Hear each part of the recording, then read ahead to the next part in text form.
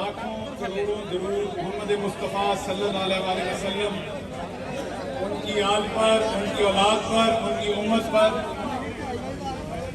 सबसे पहले तो मैं आप सब बहनों और भाइयों का शुक्रिया अदा करता हूँ, जो मोहब्बत, जो इज्जत आपने बख्शी उसके लिए। जरा खामोश रहिएगा प्लीज, जरा खामोश रहिए प्लीज, खामोश रहिएगा।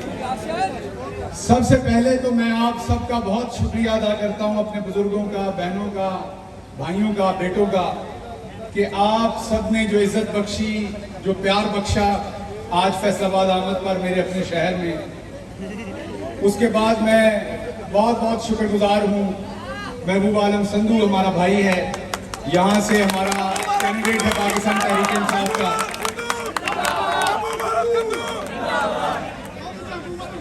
महबूब आलम संधू साहब, उनकी टीम, और फिर इस हल्के से जो हमारे एमएनए हैं कमोका साहब, फैज कमोका साहब की भी बहुत मोहब्बत। उसके साथ हमारे दूसरे अकाबरीन भी, हमारे एमएनए शेख साहब, दूसरे तमाम एमएनए, एमपीएस, उन तमाम ने जो रिस्पेक्ट दी, मोहब्बत दिया, प्यार दिया कप्तान के सिपाही होने के नाते, उन सब का बहुत शुक्रगुजार हूँ। हमारी खवातीन विंग, उनका बहुत शुक्रिया। हमारे बुकला, उनका बहुत शुक्रिया। हमारे मीडिया के दोस्त जितने भी जर्नलिस्ट हैं, जो आजकल बड़े मुश्किल हालात में अपने फराइज अंजाम दे रहे हैं, और इन्होंने देखा कि मैं खुद तो बयान देते हुए इनके साथ सख्ती नरमी होती है, लेकिन जब इनके ऊपर किसी किस्म की, भले मेरी हुकूमत में, भले किसी और हुकूमत में सख्ती हो, तो मैं इनके कंधे से कंधा मिला के इनके साथ खड़ा होता हूं। तो मेरे मीडिया के दोस्तों का भी बहुत शुक्रिया, यूथ विंग, आईएसएफ, इनका बहुत शुक्रिया तशरीफ लाने का। अब मैं 2-3 बातें आपसे करना चाहता हूं, मुख्तसर बात करूंगा। देखिए, बात यह है कि सियासत तो पाकिस्तान में बड़े अरसे से हो रही है। सियासत खोखले नारों से शुरू होती है, हुकूमत मिलती है, चंद लोग ओहदों पे विराजमान हो जाते हैं, गरीब का फिर कोई नहीं सोचता, वो वही रह जाता है। फिर वो 5 साल वो लोग अपनी शक्लें नहीं दिखाते, उनके प्रोटोकॉल्स, उनके आगे पीछे लोग, और 5 साल के बाद फिर इलेक्शन से कुछ 6 महीने पहले वो दोबारा अवाम में आते हैं। जब हुकूमत निकलती है ऐवान से, तो अमूमन लोग उसे बुरा भला कह रहे होते हैं।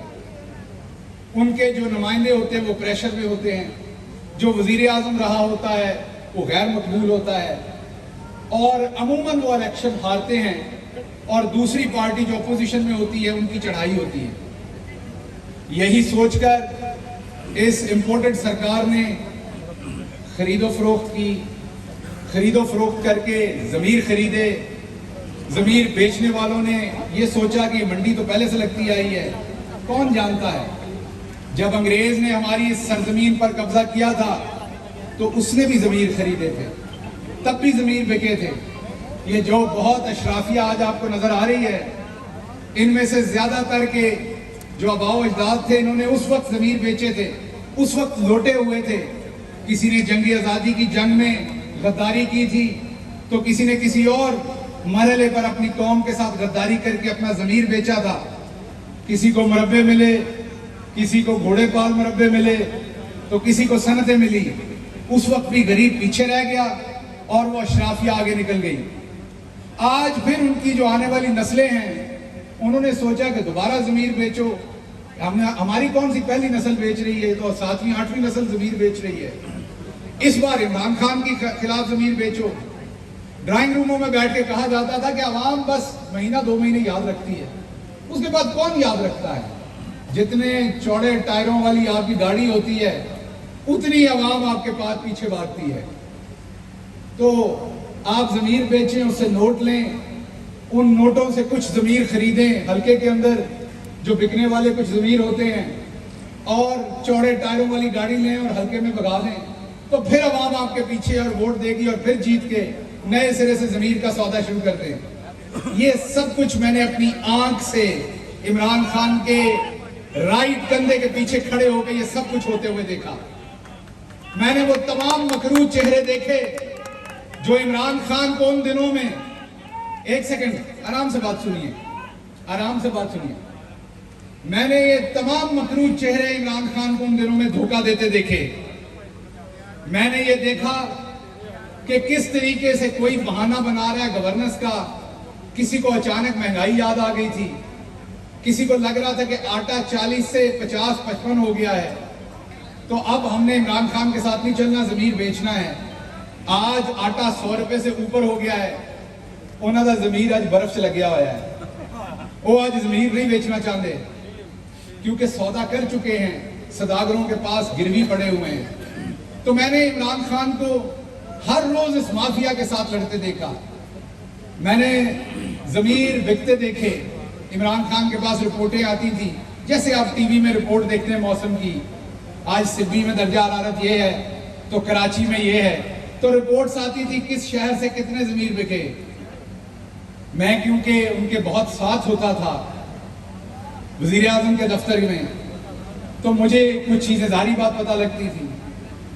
तो एक दिन फैसलाबाद की भी रिपोर्ट आई, फैसलाबाद के भी दर्जा हरारत का पता चला कि यहां भी जमीर बिक गए हैं। और ये हमारे लिए शर्मिंदगी की बात है, ताली वाली बात नहीं है, बड़ी शर्मिंदगी की बात है कि ये फैसलाबाद वो शहर है जहां टेक्सटाइल का मजदूर भी अपने हाथ की मेहनत से पैसा कमा के खाता है, शाम को रोजी। यहाँ का किसान भी अपने हाथ से हल चलाकर पैसा कमा के खाता है। यहाँ का इवन फकीर जो है वो भी हाथ फैला के कमाता है, किसी की पीठ में छुरा नहीं घूमता। लेकिन बदकिस्मती से इस शहर में चंद ऐसे लोग पैदा हो गए, मैं ये कहूंगा कि जिनकी नस्लों ने पहले भी जमीर बेचे हुए थे, नई बात नहीं थी, और इस पीढ़ी में उन्होंने दोबारा बेचे। तो जब इमरान खान को यह पता चला कि फैसलाबाद एक ऐसा शहर जिसकी टेक्सटाइल को इमरान खान ने मुद्दतों के बाद रिवाइव किया, यहां पर पावर लूम्स कबाड़ के भाव बिकी थी या नहीं बिकी थी, यहां का किसान मुसीबत में था या नहीं था, इमरान खान ने किसान हो, ताजर हो या मजदूर हो, सबका हाथ पकड़ के उसे ऊपर उठाया। और जब मुझे पता चला वहां खड़े होके कि मेरे शहर के लोगों ने भी जमीर बेच दिया है, तो उस दिन मैंने अल्लाह से वादा किया था कि मैं इमरान खान के साथ बेवफाई नहीं करूंगा।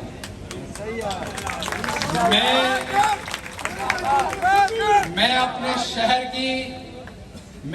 शहर की माओं के दूध की लाज रखूंगा। इंशाअल्लाह मैं इस शहर के जवानों की गैरत की लाज रखूंगा। मेरी औकात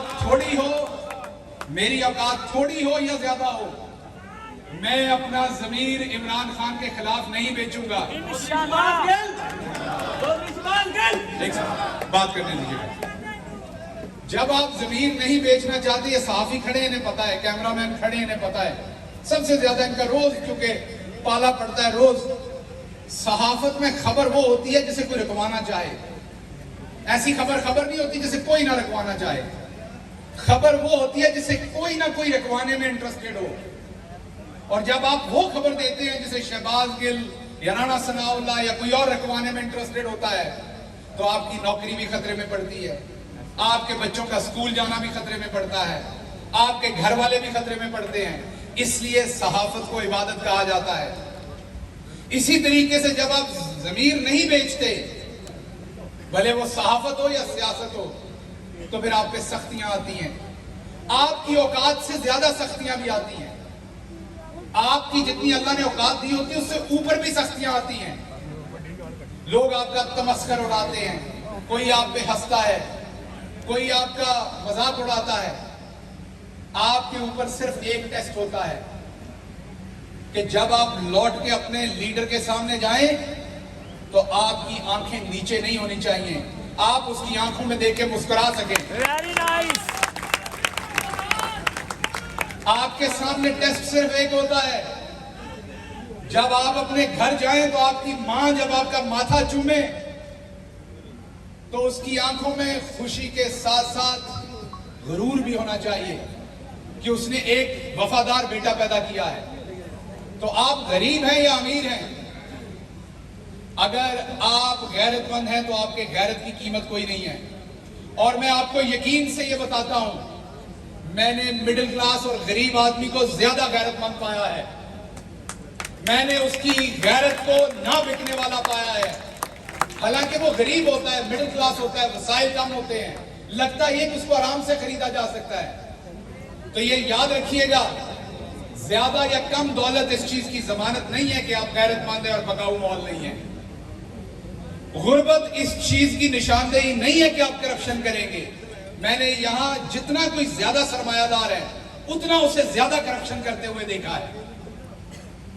इसलिए मैंने जो किया, ना मैंने इमरान खान पे एहसान किया, ना मैंने फैसलाबाद पे एहसान किया, ना अपने खानदान पे एहसान किया, ना मैं अपने सत्ता पिंडा पे एहसान किया।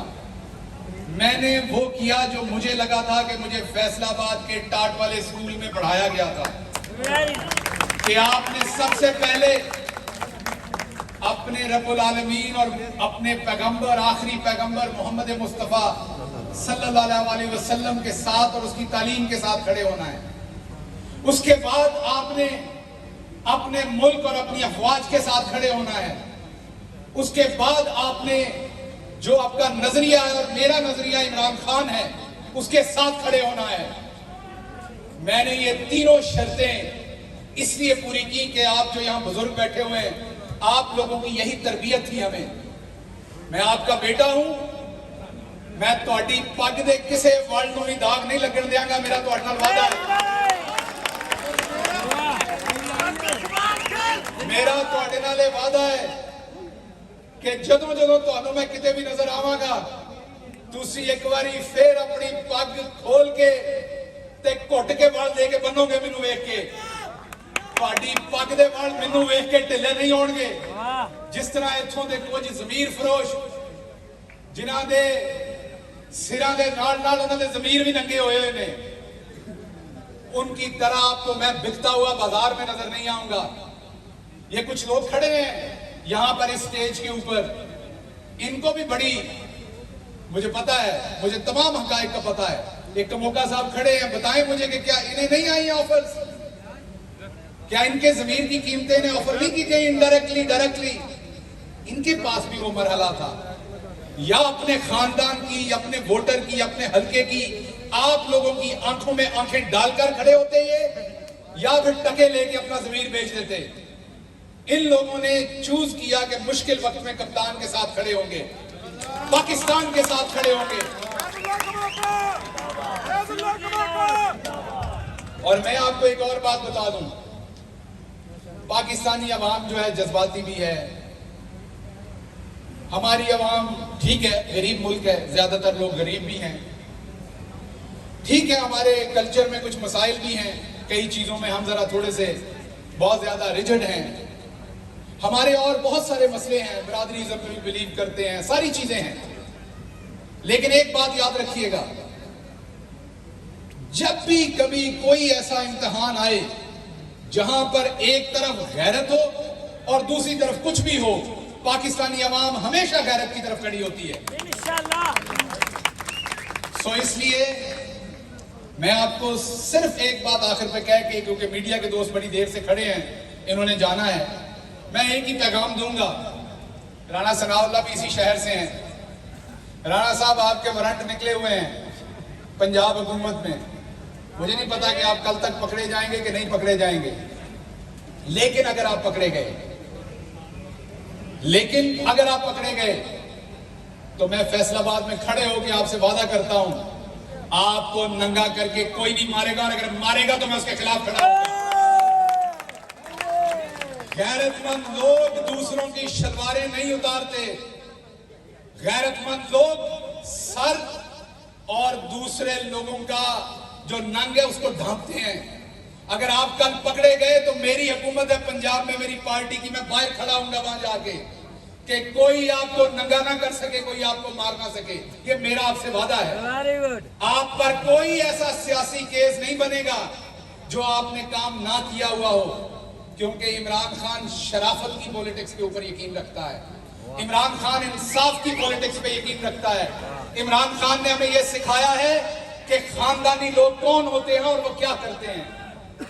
इसलिए मैं पूरी मुस्लिम लीग नून को यह कहता हूं कि आपको भी पता है, जिस दिन इलेक्शन हुए इमरान खान 2/3 अक्सरियत से जीत के आएगा इंशाल्लाह, अल्लाह के हुक्म से। इंशाल्लाह। कल 12 रबीउल अव्वल है, हमारे खातमुन नबीजीन मोहम्मद मुस्तफ़ा सल्लल्लाहु अलैहि वसल्लम की काली कमली के सदके इंशाल्लाह आप देखेंगे कि इमरान खान तमाम रुकावटें तोड़ता हुआ 2/3 अक्सरियत से वज़ीर आज़म बनेगा इंशाल्लाह। मेरा आपसे ये वादा है, मैं पूरी नून लीग को बताता हूँ कि मुझे नहीं पता मेरी पार्टी में और कोई क्या स्टैंड लेगा, मुझे इमरान खान का पता है। इमरान खान आपको नंगा नहीं करेगा, आपका सर ढांपेगा अगर आप किसी भी मुकदमे में फंसेंगे। इसलिए हम अभी भी आपको कहते हैं कि सियासत करनी है तो मर्दों वाली करें, सियासत करनी है तो हलकों में आके करें, सियासत करनी है तो यहां आवाम के सामने इलेक्शन करवा के करें। सियासत इस चीज का नाम नहीं है कि आज पुलिस हमारे नीचे है फैसलाबाद में तो हम मुखालफिन के ऊपर जुल्म जबर करें, ये सियासत नहीं है, ये बगैरती है, ये रस्सागिरी है, इसको सियासत नहीं कहते जो आप कर रहे हैं। इसलिए हमारा आपसे आपको ये चैलेंज भी है और आपको दावत भी है कि अगर आपको लगता है कि वाकई आपके पल्ले कुछ है तो आप आए, इलेक्शन कॉल करें। ये मैदान है और ये घोड़ा है, दूध और दूध का पानी हो जाएगा। अवाम आपको बता देगी किधर खड़ी। अगर अवाम हमें वोट नहीं देती हम आपकी हुकूमत तस्लीम करेंगे। आप अपने 5 साल का प्रोग्राम दे, आपका प्रोग्राम तो लूटमार है, लेकिन दे चले लूटमार का प्रोग्राम, अवाम जाने और आप जाने। लेकिन अगर अवाम हमें देती है वोट तो हम वही करेंगे जो हमने पिछली दफा किया था। हम ज़राअत को 4.4% पे ऊपर लेके जाएंगे, किसान की आमदन बेहतर करेंगे, कोई मिल वाला किसान के गन्ने के पैसे नहीं मार सकेगा माजरत। हम दोबारा आपके मजदूर की पावर लूम्स बहाल करेंगे, उसकी मजदूरी ऊपर लेके जाएंगे। हम दोबारा एक्सपोर्टर के हालात बेहतर करेंगे, हम दोबारा कंस्ट्रक्शन सेक्टर खड़ा करेंगे, हम दोबारा मुल्क की ग्रोथ 6 से 7% के ऊपर लेके जाएंगे। हम दोबारा ओवरसीज पाकिस्तानी, समुंदर पार पाकिस्तानी जो असल में हमारा मुल्क चला रहे हैं, जिनके पैसे से असल में ये मुल्क चल रहा है, दोबारा उनकी इज्जत, उनका वोट का हक बहाल करेंगे। हम सहाफियों के साथ वो नहीं करेंगे जो यहां पे हो रहा है आज। सहाफियों को कोई सड़कों के ऊपर मार नहीं सकेगा। सो इंशाल्लाह वो इमरान खान का पाकिस्तान होगा, वो इंसाफ का पाकिस्तान होगा, वो इंसानियत का पाकिस्तान होगा, वो खुददारी का पाकिस्तान होगा। और उसमें एब्सोल्युटली नॉट कहा जाएगा जहां जरूरत पड़ेगी, लेटेंगे नहीं।